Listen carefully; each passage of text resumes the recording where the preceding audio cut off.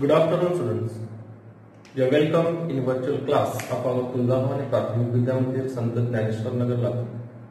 Today we are going to learn fourth class subject English, the golden fish.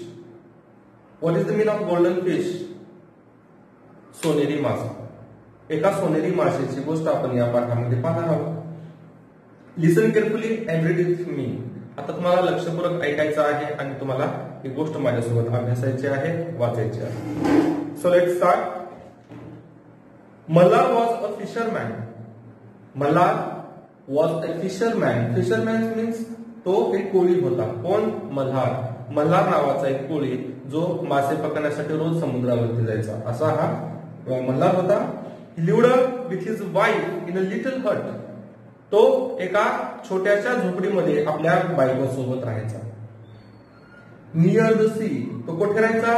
समुद्राकाठी, म्हणजे समुद्राच्या काठापाशी, समुद्र किनाऱ्यावरती तो आपल्या बायको सोबत एका छोट्याशा झोपडीमध्ये राहत असे. He went down to the sea every day to catch fish. तो रोज त्या समुद्रावरती जायचा. कशासाठी? To catch a fish. तो मासे पकडण्यासाठी रोज समुद्रावरती जात असे. One day a strange thing happened. एके दिवशी एक स्ट्रेंज थिंग घडली. स्ट्रेंज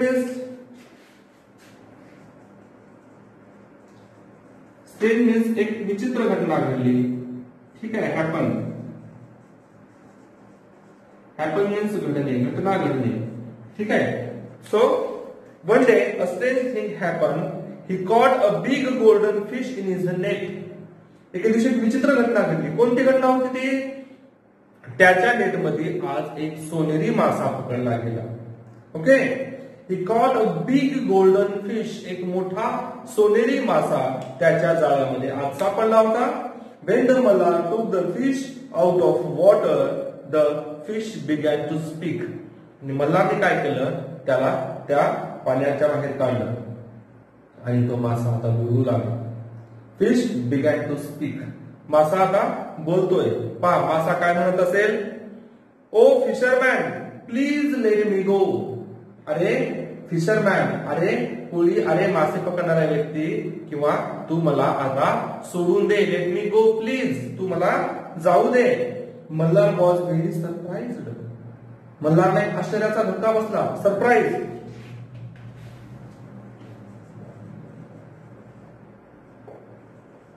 सरप्राईज म्हणजे आश्चर्यचकित होणे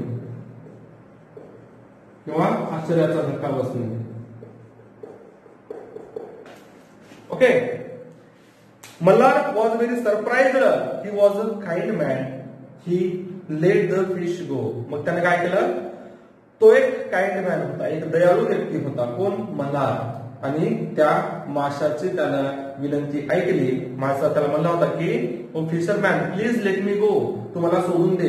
आणि ते ऐकून त्या फिशरमॅननं, त्या मल्हारनं त्या माशाला सोडून दिलं. Malhar went to home empty handed. आणि मल्हार आता रिकाम्या हाताने घरी आला. He told his wife about the fish. त्यानं त्या माशाबद्दल आपल्या बायकोला सर्व काही माहिती सांगितली. His wife was not very kind. पण त्याची बायको त्याच्यासारखी दयाळू नव्हती. ती त्याला म्हणाली, फुलिश मॅन. फुलिश मीन्स मूर्ख.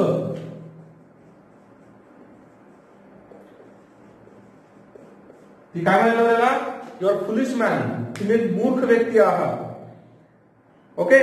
Foolish man, why did you let the fish go. अरे मूर्ख माणसा, तू त्या माशाला का जाऊ दिलंस? He told his go back to the sea and call the fish. जा, परत जा आणि त्या माशाला पकडून परत घेऊन या. It must be a magic fish. अहो तो नक्कीच एक मॅजिक फिश असेल, एक जादुई मासा असेल. Ask the fish to grant your wish. आणि तुम्ही त्या माशाकडे तुमची काहीतरी इच्छा मागायला पाहिजे होती आणि तो कदाचित ती इच्छा पूर्ण करू शकला असता. He was a magic fish. तो एक जादुई मासा होता. So Malhar went to back to the sea and call the fish.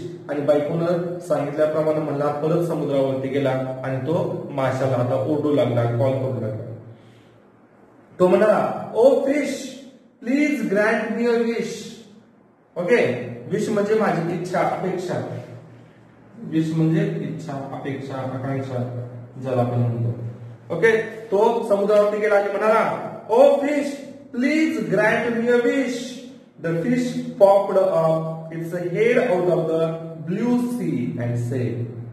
आणि त्याचा आवाज ऐकून तो मासा समुद्राच्या बाहेर आला. त्यानं त्या समुद्राच्या पाण्याबाहेर डोकं काढलं आणि म्हणाला, व्हॉट इज युअर विश? सांग, तुझी काय इच्छा आहे, मी ती इच्छा पूर्ण करेन. त्यावेळेस म्हणाला, I want a big house with a garden for my wife. अरे, माझ्या बायकोला एक मोठं घर पाहिजे आणि त्या घराबाहेर छानसं गार्डन सुद्धा पाहिजे, बगीचा सुद्धा पाहिजे. हे ऐकून फिश म्हणाला, go back home, your wish is granted. तू जा, परत जा, तुझी इच्छा पूर्ण झालेली आहे. Malhar went back to home.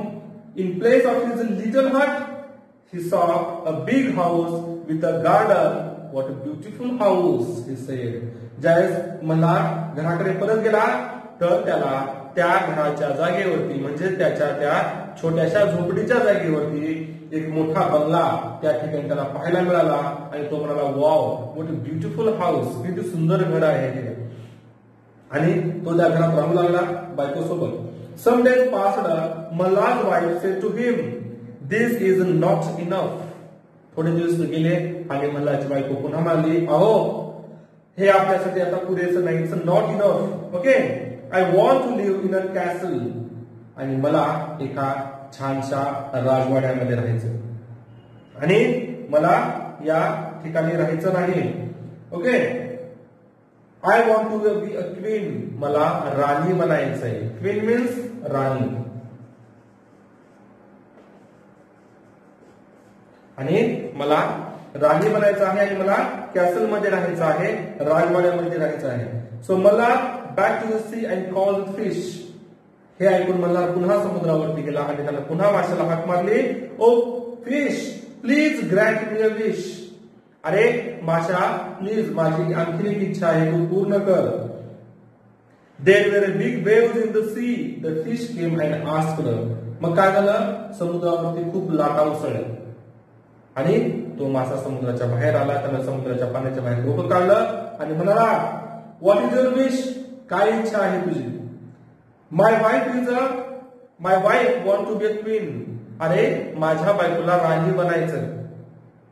Go back home, your wish is granted. ठीक आहे, जा परत, तुझी इच्छा पूर्ण झाली. आणि त्या माशाने त्याला परत पाठवलं. Malhar went back home.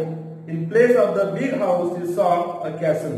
आता मल्हार पुन्हा समुद्रावरून आपल्या घराकडे आला आणि ज्या ठिकाणी त्याचं घर होतं, मोठं घर होतं, त्या मोठ्या घराच्या जागेवर अतिशय मोठा असा राजवाडा त्याला पाहायला मिळाला.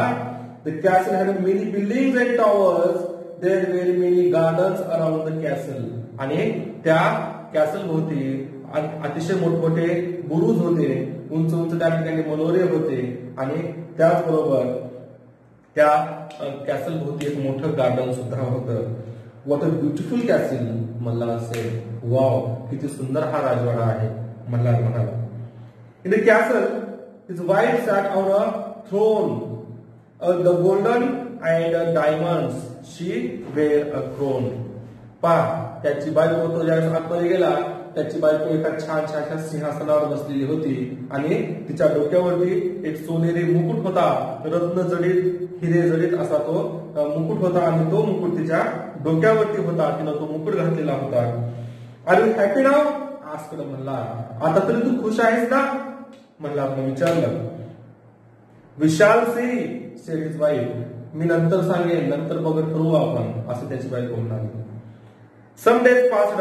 मल्हार's wife called him. असेच काही दिवस गेले आणि मल्हारच्या बायकोने पुन्हा मल्हारला सांगितलं, this is not enough for me. नाही, मला माझ्यासाठी हे पुरेसं नाही. I want to be a goddess. आता मला देवी बनायचंय. ठीक आहे, गॉडेस. आता मला देवी बनायचं आहे, मला राणी बनण्यामध्ये माझी इच्छा संपली आहे, किंवा मी राणी बनली, मला इतकंच पुरेसं नाहीये. I want to be a goddess. मला आता देवी बनायचं आहे. What are you asking for? अरे हे तू काय म्हणतेस? Why it is not right said Malhar, but his wife become angry. तो म्हणा हे जे तू मागतेस ना ते योग्य नाही, पण त्याची बायको त्याच्यावर पुन्हा खूप रागावली आणि ते ऐकून मल्हारला परत जावं लागलं. Go back the fish at once order. जा, माझी ऑर्डर आहे आणि तुम्ही परत जाऊन त्या माशाला ही इच्छा मागा. आणि मल्हार पुन्हा तो समुद्रावरती गेला. Malhar went back to the sea and called the fish. तो पुन्हा समुद्रावरती गेला आणि त्याने पुन्हा त्या माशाला हाक मारली. ओ fish please grant me one more wish. अरे माशा प्लीज कृपया माझी आणखी एक इच्छा आहे तेवढी पूर्ण कर. When the fish came, there was a storm in the sea. ज्यावेळेस तो मासा समुद्रावरती आला त्यावेळेस खूप मोठं वादळ त्या ठिकाणी होत होतं आणि खूप लाटा, उंच उंच लाटा समुद्रामध्ये येत होत्या. The fish looked very very cross. यावेळेस मात्र हा मासा खूप रागामध्ये दिसत होता. ओके, व्हॉट इज इट नाव? आता काय आहे? आणखीन तुला काय पाहिजे? मासा म्हणाला. My wife want to be a goddess said Malhar in small voice. तो हळू आवाजामध्ये म्हणाला की माझ्या बायकोला आता देवी बनायचं आहे. Okay, go back home the fish sed his wife was like a thunder. आणि तो म्हणाला जा घरी परत. आणि या आवाजामध्ये मात्र त्याच्या एक भारदस्तपणा होता किंवा एक थंडर होतं, एक वादळी आवाज होता. आणि या अशा आवाजामध्ये तो मासा त्याला म्हणाला की जा घराकडे परत. Go back home and don't come again. आणि पुन्हा परत येऊ नकोस असं त्या माशाने सांगितलं. Malhar went back home. In place of big castle he saw his little Hut.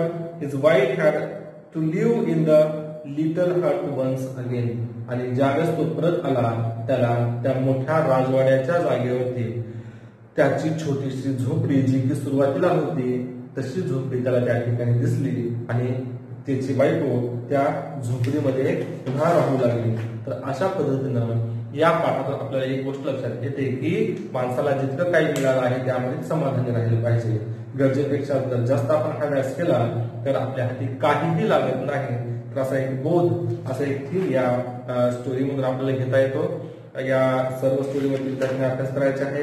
Words जे दिलेले आहेत ते लिहायचे आहेत. एक वर्ड 5 वेळेस लिहून त्याचा अभ्यास करायचा आहे आणि पाठच्या खाली जे एक्सरसाइज आहे ते सुद्धा सोडवायचं आहे. थँक्यू.